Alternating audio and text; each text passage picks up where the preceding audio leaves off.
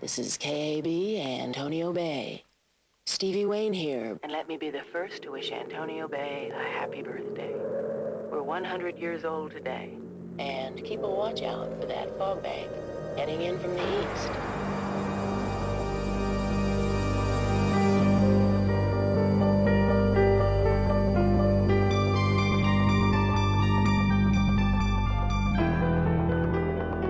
Lock your doors, bolt your windows.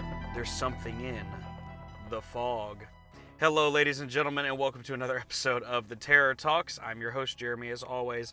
In today's episode, we started off a little bit differently than we normally do. That is because we are talking all about the classic horror film from 1980, John Carpenter's The Fog. It is the birthday today, on the day this episode's coming out, it is the birthday for the fictional town of Antonio Bay. That is where the setting of this amazing horror film, in my opinion, takes place. It takes place in this fictional sea town of Antonio Bay on the 100th anniversary of the town's founding. So I'm sure at the beginning you heard our awesome radio DJ Stevie Wayne, also fictional, played by the wonderful, amazing Adrienne Barbeau. She went ahead and gave us a nice little intro to the show today. That was heard straight from the film. But today's episode is all about The Fog. So the reason that we decided we would do things a little bit differently, and in fact the reason we realized we would release the episode today, was the other day we had sat down, and if you listen to our last episode, the top 5 horror movie soundtracks, The Fog was one of mine, but I had not seen the film. And so the other night I sat down and I watched both the original and the remake, only to find out and hear that the events of the film take place on April 21st. And I was like, well, I've got a couple days. Why don't we release it and make it sort of a special thing? You know, well, it'd be a cool way to say, hey, we're going to talk about The Fog on the day that the events of The Fog took place. So we're going to talk about it. So let's just, get right down to business. So The Fog is a 1980s horror film directed by John Carpenter, written by John Carpenter and Debra Hill, produced by Debra Hill. It stars Adrienne Barbeau, Jamie Lee Curtis, John Houseman, Janet Leigh, and Hal Holbrook. It was edited by Charles Bornstein and Tommy Lee Wallace. The cinematographer was Dean Cundy. Music by John Carpenter. And yeah, it was released on February 1st, 1980. Sort of missed a little bit of a gimmick there. They should have released it on the event date of the film, but I'm sure there's a story there. The film runs 90 minutes long. It had a budget of $1.1 million and raised $21.3 million at the box office. So, in my opinion, did pretty well. But if you look at the reception and legacy of this horror film, it was not received well by the critics at all upon release. But it was a hit at the box office, like I said, making over $21 million domestically on a $1.1 million budget. Since its release, it has received more positive retrospective reviews and has become a cult classic. And I believe, in my opinion, that is a title well-deserved, well-earned. They did a wonderful, wonderful, wonderful job with this film, and honestly, I have nothing even remotely negative to say about it, to be quite honest with you. Now, can I say the same about the remake? No, but we'll get into that. So, for those of you who don't know the plot, we're going to summarize it down for you. The Fog, basically, it takes place on the eve of the 100th anniversary of the coastal town of Antonio Bay, which is in Northern California, and it takes place on April 21st. It starts off with some ghost stories being told about that exact date, actually, about April 21st, about how something happened on that day all those years ago. Some strange things start to happen around the town, and that sort of brings us into the beginning of this epic story, in my opinion. So we meet, like I said, we meet Stevie Wayne, who is the DJ. We meet a character named Nick Castle, who is played by the amazing Tom Atkins. We meet Elizabeth Soley, who is Jamie Lee Curtis. We meet Father Malone, who's played by Hal Holbrook. We meet Kathy Williams, who's played by Janet Leigh. We meet Sandy Fidel, who is played by Nancy Loomis. And there is a collection of other characters that we won't sort of jump into every single one of them, because there is a lot of them actually. So, like I said, the plot takes place on this one day, April 21st. As soon as it turns midnight on April 21st, a lot of crazy things start to occur around the town, which makes us go, okay, something's going to happen. And what's interesting is all of the characters in this story don't have any real affiliation with each other that we necessarily know of. They have some like loose relations, but not really a whole lot. For example, Stevie, the DJ, does not really have any relations with everyone other than the fact that she is the DJ of the town, so everyone listens to her radio show. Nick Castle and Elizabeth Soley, Tom Atkins and Jamie Lee Curtis's character, he picks her up on the side of the road as a hitchhiker. Never met before. She's just passing through. So she doesn't know anybody. And the list goes on and on. You know, we meet a lot of different characters in this. We meet Kathy Williams' character, who her husband is out to sea. She knows the Nick Castle character, but that's it. You know, she doesn't really know a whole lot of other people other than the priest and all this. So the plot is simple.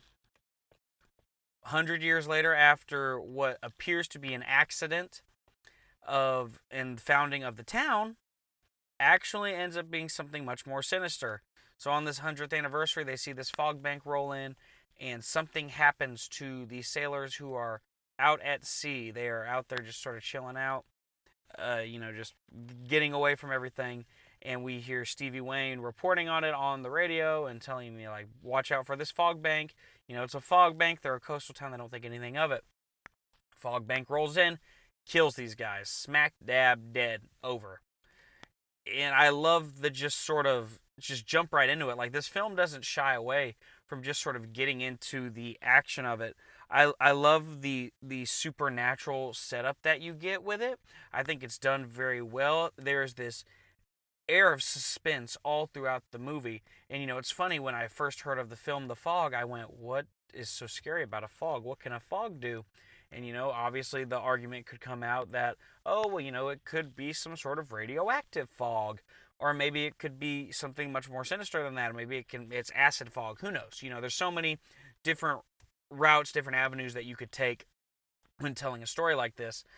And I love this more sinister tale of there's something in the fog. It's not the fog that you should be afraid of, but it's more so what's in the fog. And that's what we discover as we travel through this story, is that the fog itself is not what's coming for you.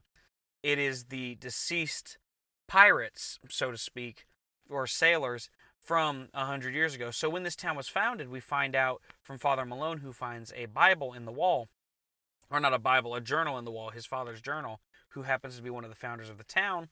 We find out that him and the rest of the founders of the town had basically manufactured this shipwreck to sort of occur to get rid of these people who had purchased land nearby because they were going to create a leper colony, essentially. And, you know, the founders of Antonio Bay did not like that. They did not want that. So they fabricated this thing to basically kill them. I mean, they committed murder. And where the fog comes in is, they say on the night that it happened, there was this ghastly fog that aided with that. So that is the motive, which is really interesting. You know, you don't get too many motives in horror films, and that was the thing about, for example, Michael Myers. He didn't have a motive in the first one.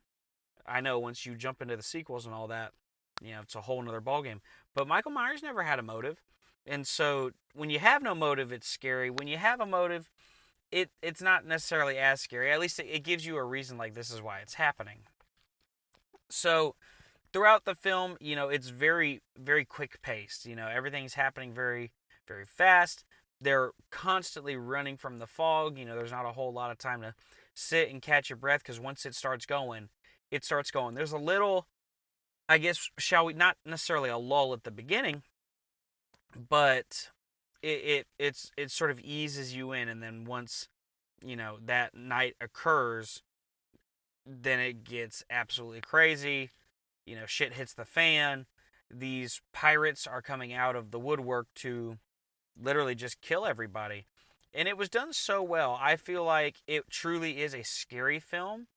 It is one that psychologically can be kind of creepy too, because if you think about it, it's like the fog. How often in everyday life do we see fog? And one of the things I always say is it's the things that are familiar to us that are truly scary. If I'm out walking around now after watching that movie and I see this thick fog come in, I'm going to be like, well, I don't know how to feel about that.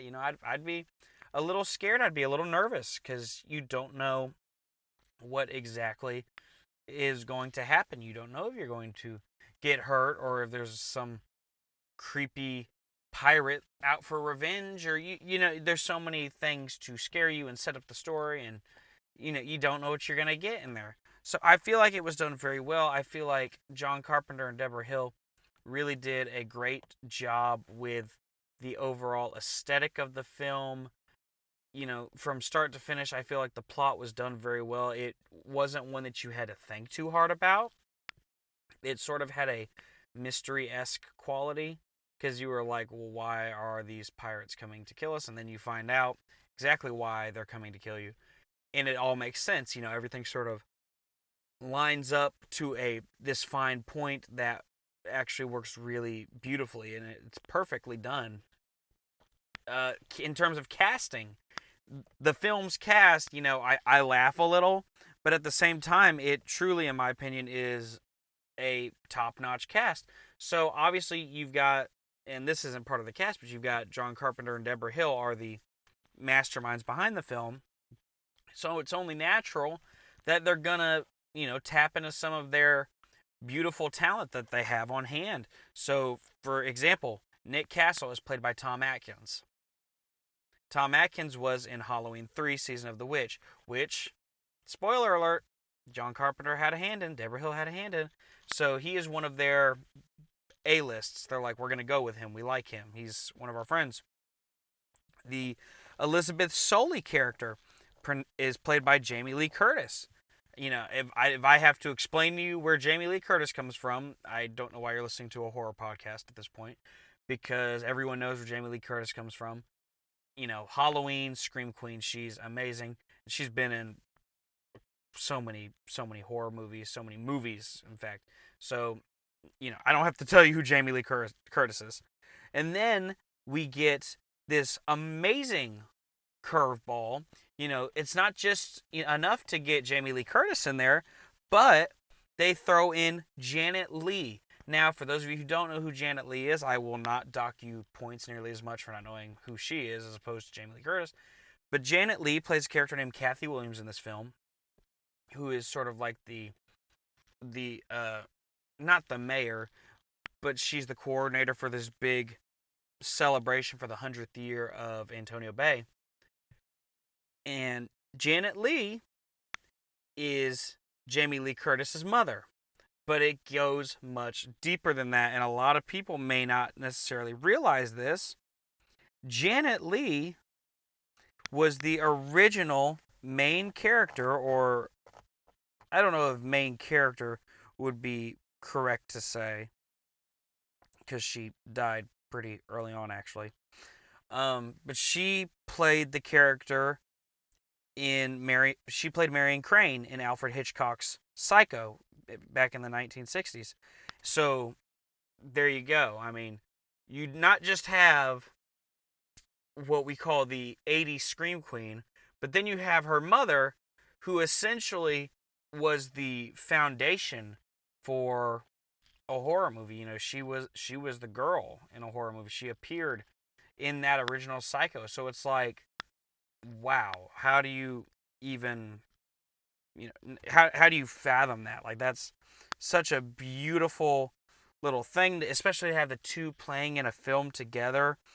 I really just, I love that. I love that. And, God rest her soul. She did leave us back in October of 2004 following a year-long battle with vasculitis. And so that is very, very sad to bring it down in a somber tone. She was amazing, and I'm very glad that her and her daughter got to share the screen. And not only that, they actually got to do it in another film somewhere down the road, I believe, in Halloween H2O. I believe they got to share the screen once more in that as well. And so I'm really pleased that they were able to make that happen. Like, good job to John Carpenter, Debra Hill. Good on you guys for making that happen. Another character, Sandy Fidel, however you want to say it, played by Nancy Loomis. Nancy Loomis, I won't dock you points on this one if you don't know either, but she is also from the original Halloween. She played Annie in the original Halloween from 1978.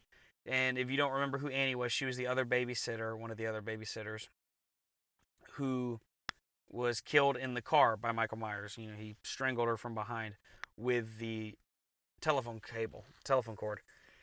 And so you've got this plethora of great actors, not to mention, we also have Adrienne Barbeau and Hal Holbrook in the cast as well. You have this fantastic ensemble. I mean, there's so many other ones that we could list as well. We could go down the list. There's a whole bunch of them. They played so well off of each other. And what was great is, I love that directors and actors alike have, quote unquote, the crew that they already work with frequently. So they know the formula, they know the method, they know the angle, they know all of the little details that every part of this film, part of the team is going to have. And so that makes it, for one, I can imagine as a director, producer, all that, it makes it so much easier just to work with them. But I mean, you got to think it's going to make making your film 1,000 times better. So the cast was done, and I got to give a shout out because I saw it's literally the first scene of the film. There's a character named Bennett, and apparently they don't credit him anywhere in the credits or anything like that. But he is played by none other than John Carpenter himself. And it was so funny. I saw his face and I went, he looks familiar. And I'm like, I think that's John Carpenter. Heard the character's name, went and did a little research, and voila, there he was. That's him, So there you go. You got a great story, a great cast. What else does a great film need? Some great music, in my opinion. I'm a musician, so I'm slightly biased when I say that. But again, another fabulous score done by the amazing John Carpenter. He worked some serious wonders with all of his music. I love his ability to create this feeling of suspense, dread, eeriness. Any one of his soundtracks that he did, if I was sitting out somewhere, just in the middle of the night and I heard any one of his scores just start playing, like just in the air, like I knew I wasn't playing it, just started happening, I would know immediately, like, I need to get the hell out of here because something bad is about to happen.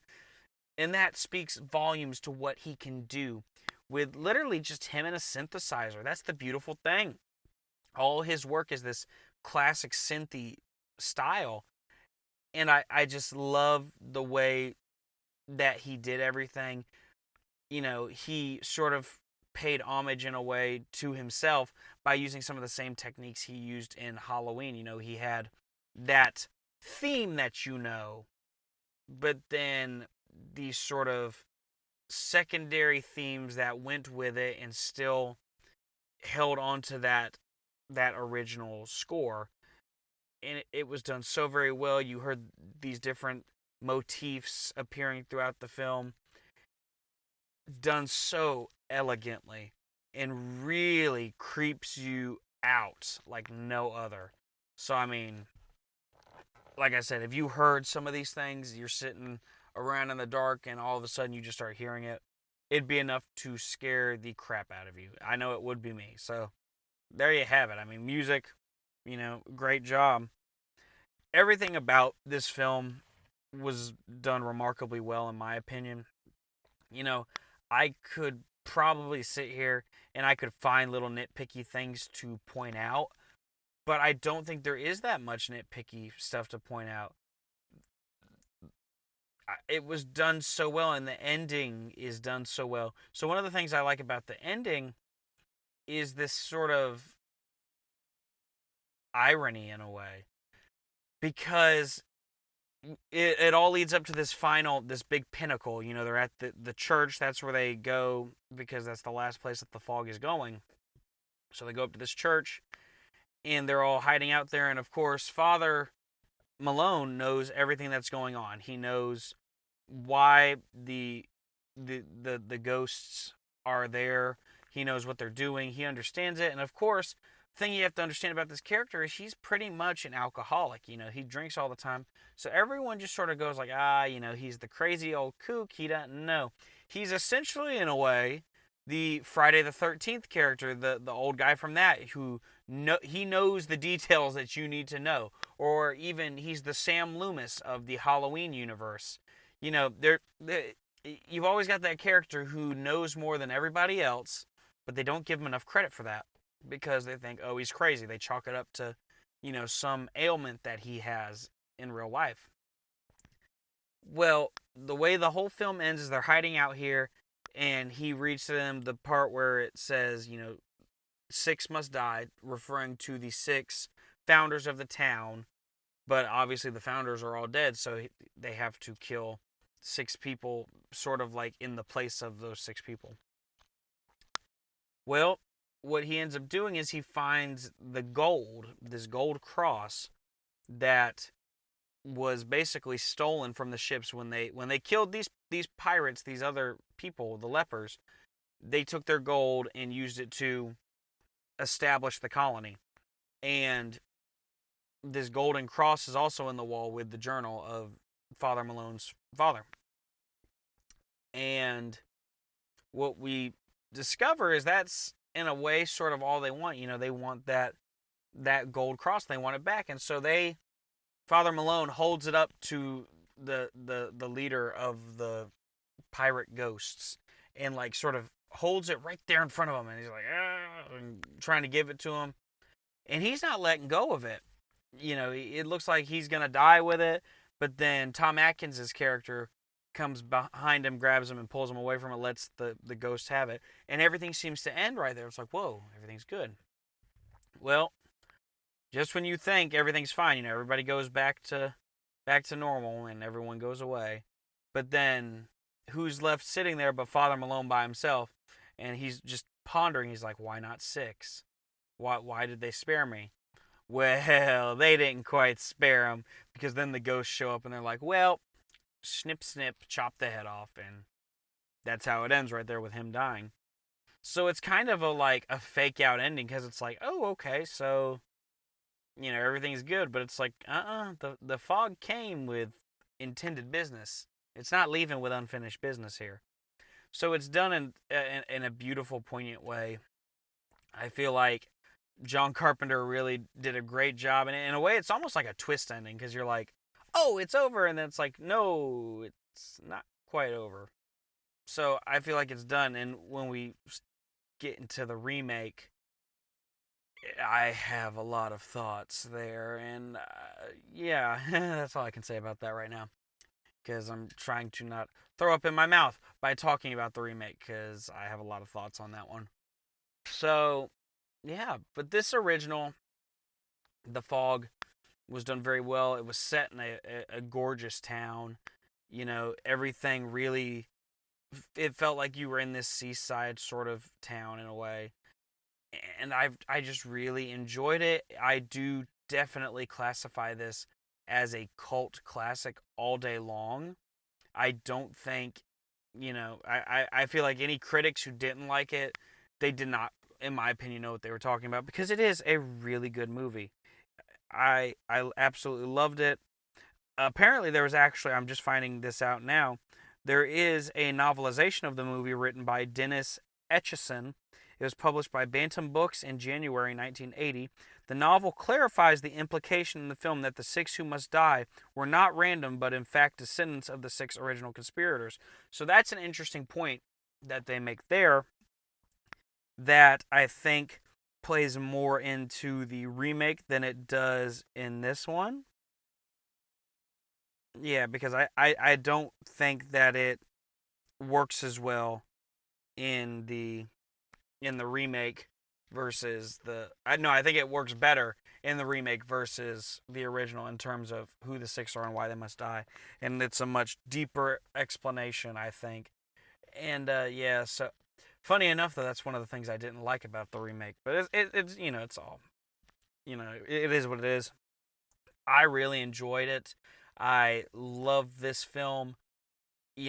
Happy birthday to Antonio Bay.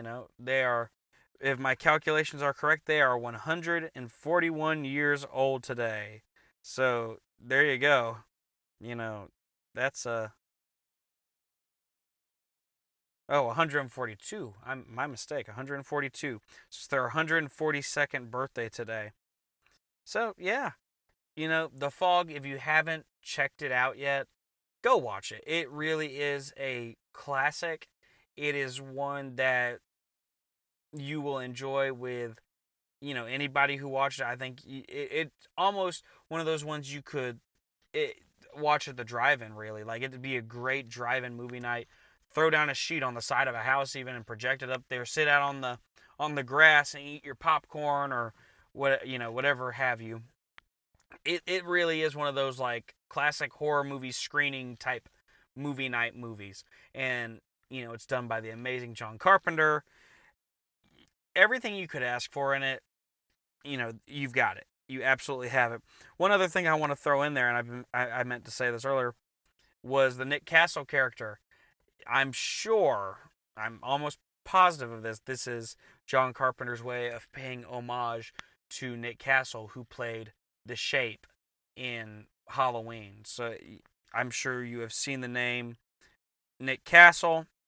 There's another character named Tommy Wallace, who I'm not sure if Tommy Wallace is a character, but I know there's a character named Tommy, and I know there's a character named Lindsay Wallace in Halloween, and there's a character named Tommy Doyle, so I'm wondering if they, mesh the two names together to create this character, sort of pay homage to themselves, which I'm all for. I feel like that's an awesome just a little Easter egg. I'm not sure if it's meant to be an Easter egg, but it's one that I certainly caught and I think is absolutely genius. So yeah, now we have to talk about the travesty, in my opinion, that was the remake. So in 2005, they remade the movie with Rupert Wainwright directing and starring Tom Welling, Selma Blair, and Maggie Grace. It is a remake of John Carpenter's 1980 film of the same name and was produced by Carpenter and Debra Hill, who co-wrote the original film. Obviously, I don't have to tell you the story, but in this version of the film, the events of The Fog take place 134 years after the founding of the town. The screenplay was written by Cooper Lane. It was produced by Carpenter, David Foster, and Debra Hill. Cinematography by Nathan Hope. Edited by Dennis Verkler. Music by Graham Revel, and we're going to talk about that big time. It was released on October 14th, 2005. Again, missed a perfectly good opportunity to say, hey, April 21st. That's just me, though. It runs 103 minutes in the unrated version and 100 minutes in the theatrical version, and those are two very minuscule differences. The budget for this film was $18 million, so what is that, 18 times more than what the original budget was for the original film? And the box office, it grossed $46.2 million, which is double pretty much what it made in the original screening. So the plot is essentially the same.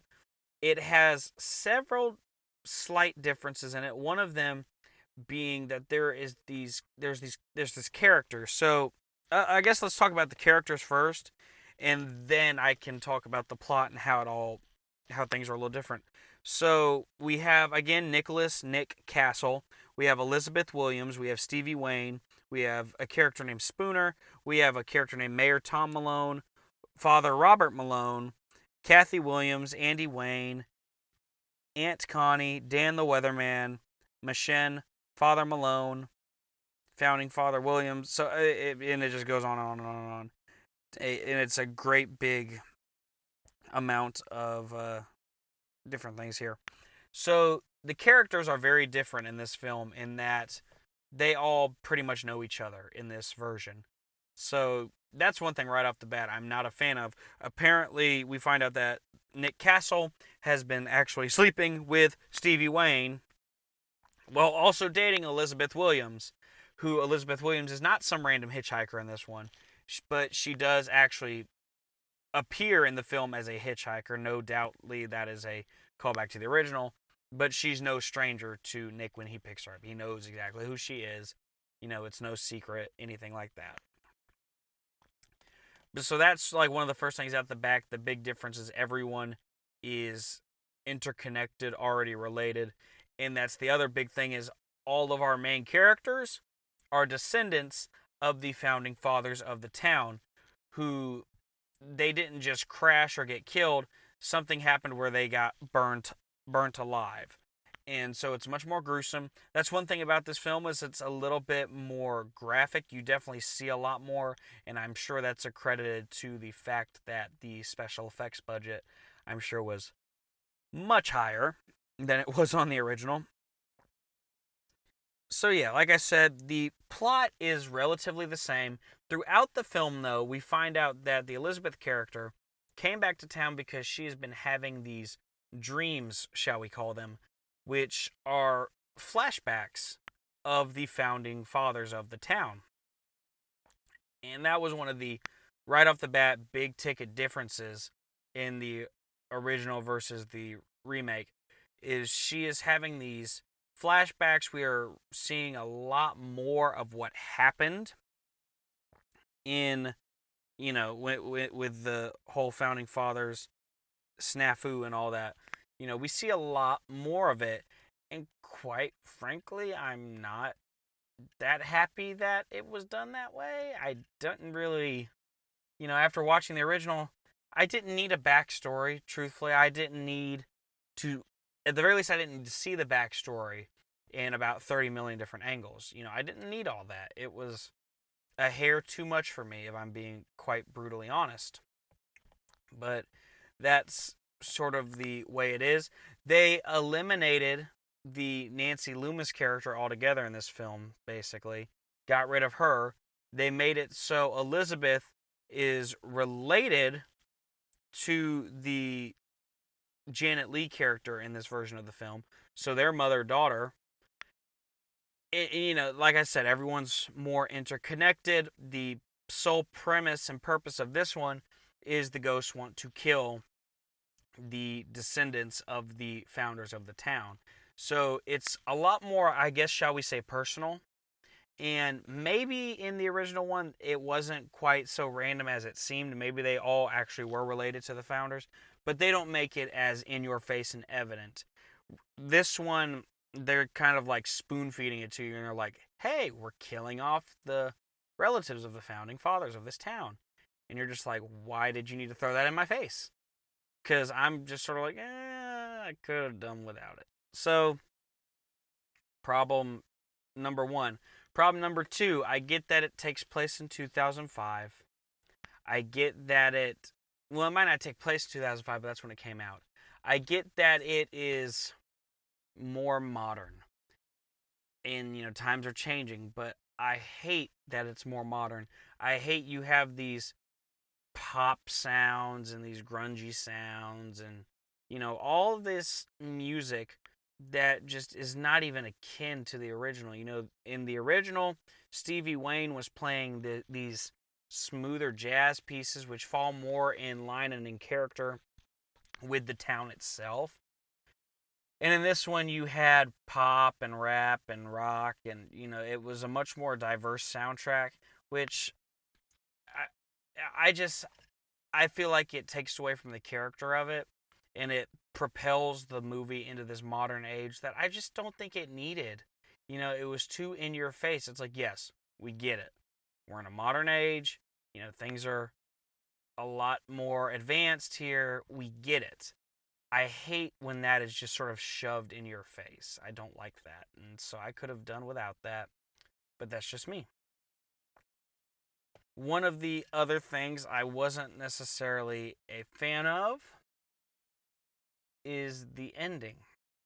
So everything in the middle, more or less, is kind of the same. There's one slight, so there's this ship that's out at sea. In the original one, it's got these 3 dudes on it. All 3 of them die. In the remake, it is these 2 dudes who have brought these 2 girls out on the boat. And they're partying it up. They're being typical, I guess, teenage guys. And, just being them. And one of the guys gets killed and the 2 girls get killed. But they leave this other guy alive. And I'm merely saying this for the context of the thing because it is true in the case of the film. The guy who is left alive is a black character. His name is Spooner. And so they kill off these 3 guys, leave the black character alive. And of course, where does the arrow point immediately? He killed the 3 of them. And I'm like, we did not need that storyline. That was just pointless in my opinion. It is not necessary to propel this story in any way.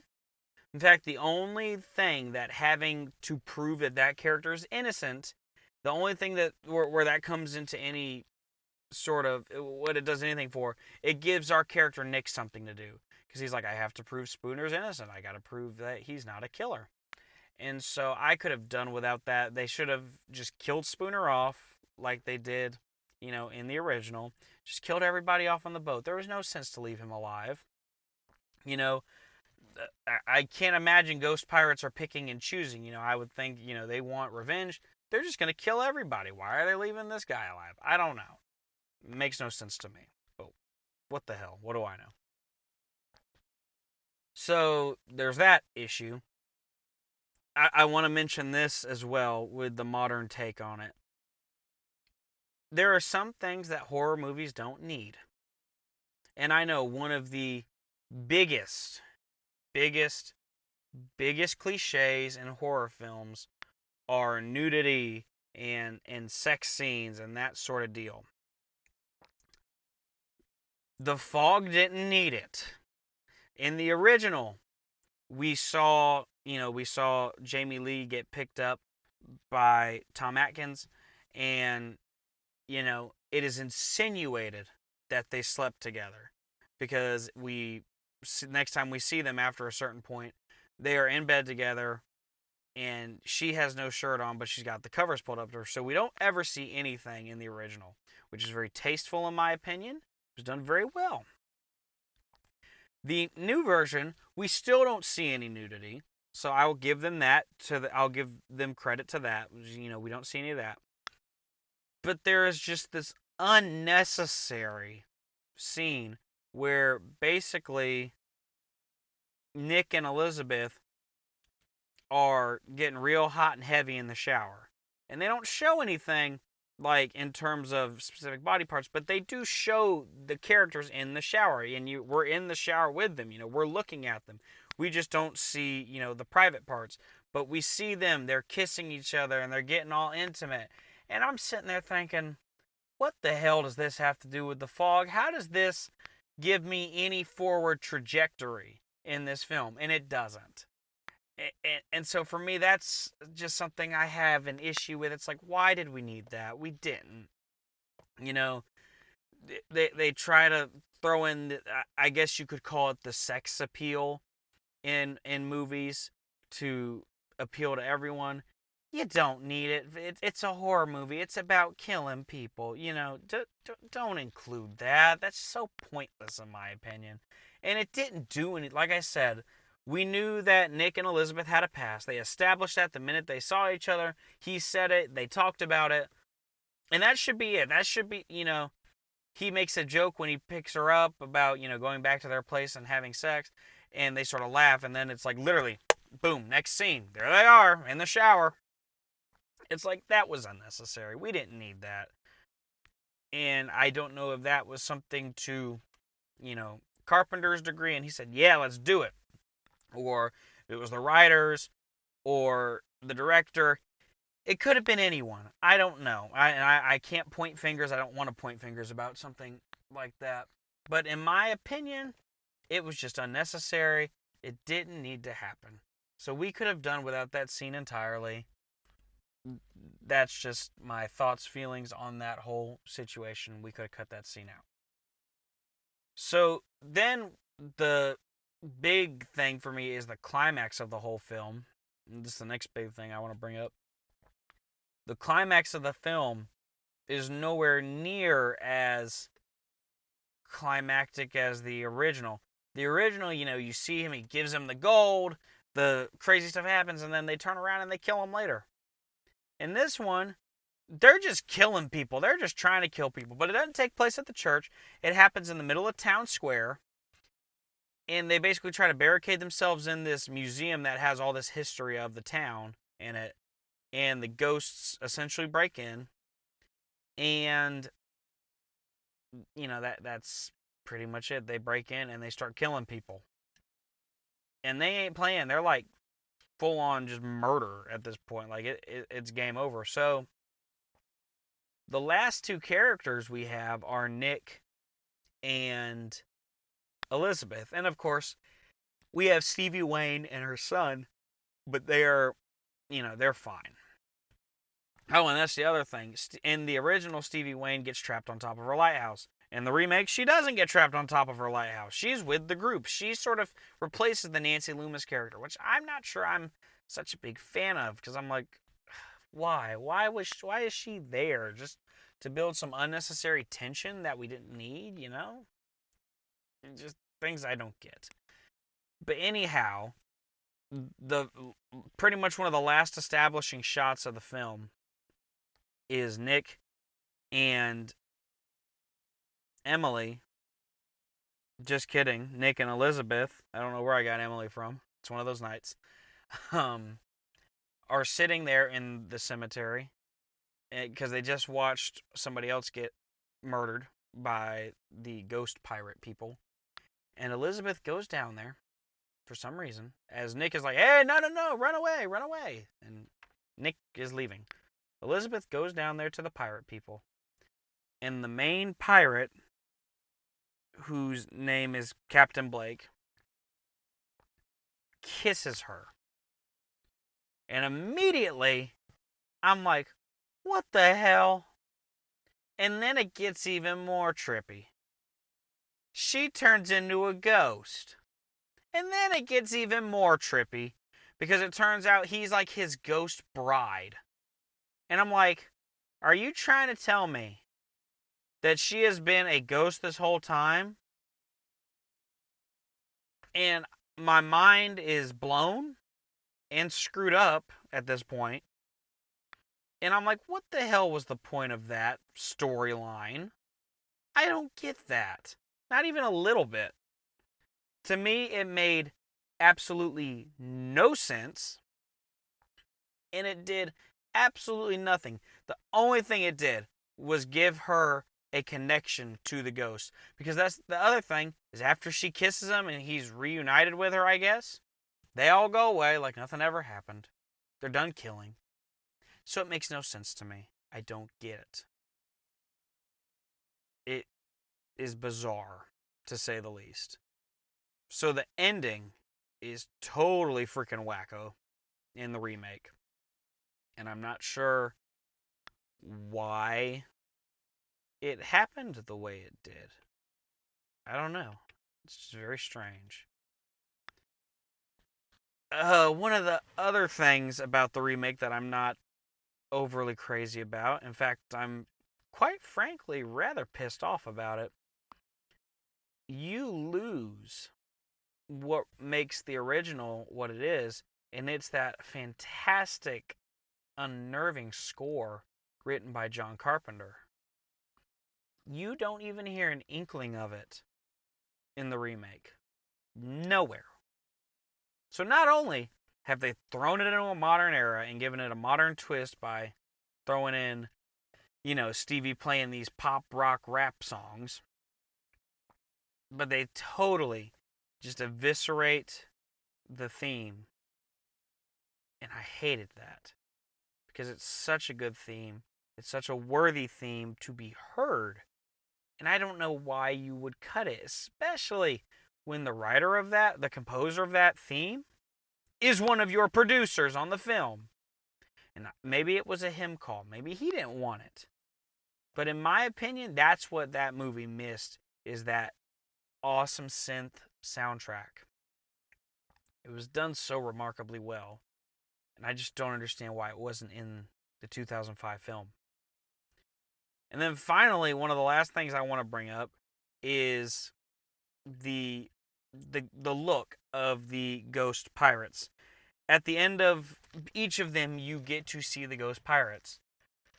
Personally, for me, I liked the more zombified, deformed look that you got from the original one, because in the remake, they were literally ghosts. They were floating ghosts. They were see-through. They were not actual people, and in the original, they were zombie, mummified sort of corpses. And to me, I thought that was a little creepy. They had these glowing red eyes. It was a scary sight. And I just would prefer that to the ghosts, because the ghosts just looked more human. It looked like, they were just sort of CGI'd in. And, it's like back in the 80s with the original, they had to rely more on practical effects to make things like that happen. And I thought it was creepier that way. I just think it was done better. So, yeah. The film was not screened for critics before its release. Rotten Tomatoes gave the film an approval rating of 4% based on 68 reviews. The site's critical consensus stated that The Fog is a so-so remake of a so-so movie lacking scares, suspense, or originality. I will disagree on the original being a so-so movie. I thought the original was great. Metacritic gave the film an average score of 27 out of 100 based on 16 critics indicating generally unfavorable reviews. So, in terms of the remake, not great. Not a great, I guess, not a great reception. People said that there were interest lags between the grisly deaths, and worse, none of the characters generated any rooting interest, and I agree with that. I had no reason to want to root for any character in the remake at all. In the original, I was pulling for him the whole time. If someone died, I was genuinely upset. And so, part of that could be attributed to not great acting and things like that. But it was not a great film. I don't understand, why anyone really liked it. If there is a small fan base for the remake out there that loves it, good for you, I guess. But for me, original all day long. This is how bad the remake was. It received 2 awards for being a bad movie. The first was the Fangoria Chainsaw Award for Worst Film, and the second was the Stinker Bad Movie Award for being the least scary horror film. So, if that doesn't tell you everything you need to know, I don't know what does. Because that just tells you how bad this film was. But yeah, so that's John Carpenter's The Fog, both the original 1980 version and the 2005 remake. You're listening to this, hopefully, on what would be the anniversary of the events of The Fog, the 142nd anniversary from the original, and I didn't do the math to find out when on the remake, because technically in the remake they changed the start date of that as well. So again, another big difference. They should have... Continuity, people. Continuity. Consistency. Let's keep it all the same. Why do we change it? I don't know. I get it. You gotta change things to make them a little different. That's the point of a remake. But there's just so many things about that remake I hated. I'm absolutely astounded I was even able to give the film that much attention as I was watching it, because it irked me that bad. But that is going to do it for us today on this special, in my opinion, episode of the Terror Talks. We talked all about The Fog, and we talked about it on, I'm just going to dub it Fog Day now. Today's Fog Day, everybody. Maybe it'll be real foggy out later when you're out there. But yeah, great film, in my opinion, the original. Remake, not so great film. If you haven't seen it, check it out. Let us know what you think. We want to hear from you guys. Be sure to send us an email to theterrortalks@gmail.com, or you can message us on any one of our social medias. We're on Facebook, Instagram, Twitter, TikTok, Snapchat, anywhere that is social. You can find us on any one of them. Just look up the Terror Talks. You will find us. Be sure to subscribe to us on wherever you listen to your podcast. We are literally everywhere. Spotify, iHeartRadio, Apple Podcasts, Google Podcasts, and just a million and one other places now. So very excited to be with our new host, Libsyn. That's who we podcast with now. So definitely check out them. One of the things that you can do now is we have a link down in the description below where you can do a one-time $3 donation to sort of help us further the channel, the brand, the product. Every dollar that you give goes immediately back into the show. And so we're very appreciative if you can spare that $3. Every little bit helps. Like I said, it's a one-time donation. We're not doing any sort of subscription sort of deal.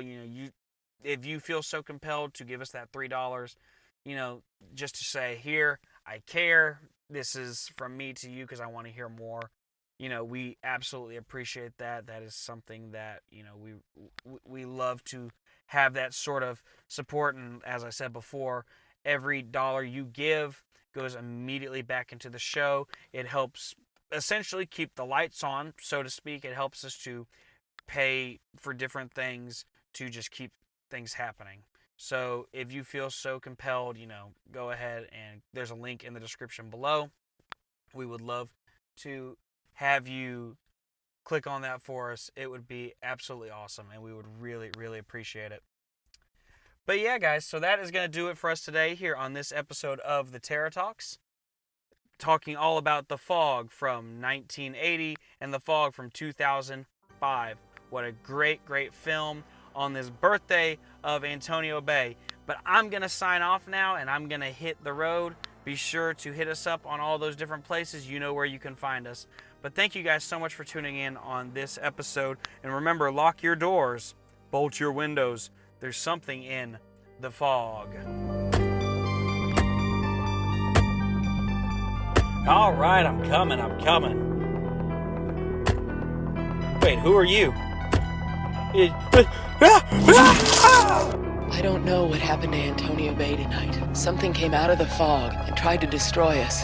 In one moment, it vanished. But if this has been anything but a nightmare, and if we don't wake up to find ourselves safe in our beds, it could come again. To the ships at sea who can hear my voice, look across the water into the darkness. Look for the fog.